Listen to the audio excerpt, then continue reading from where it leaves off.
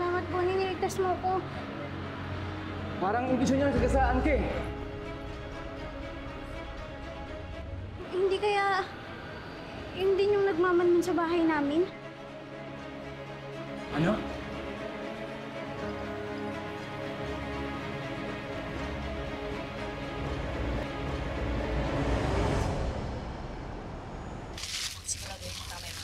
Ako na. Balik na check ko na po yan. Bonnie, maraming salamat ha. Buti na lang nandun ka. Baka kung wala ka, napahamak na si Lilet. Alam niyo, isa lang ang ibig sabihin nito eh. Totoo yung nagmamanman at si Lilet ang target nila.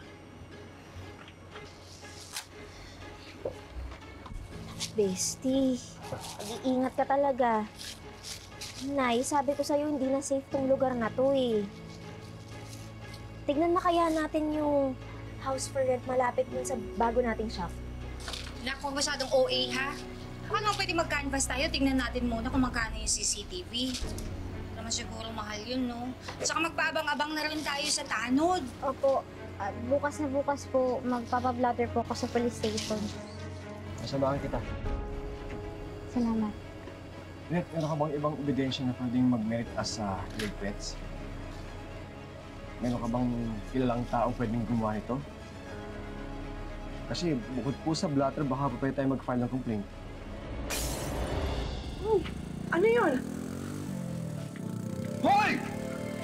Tay!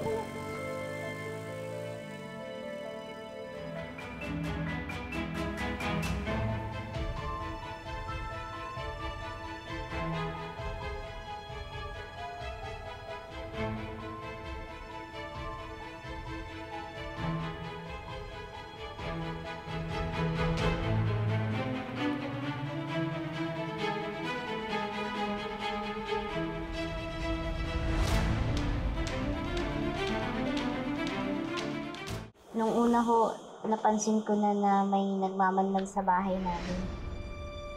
Tapos kahapon po, may nagtangkang sagasaan ako ng motor. Palagay namin, sir, isa lang lahat yon. Pati yung bato ng bahay namin kagabi.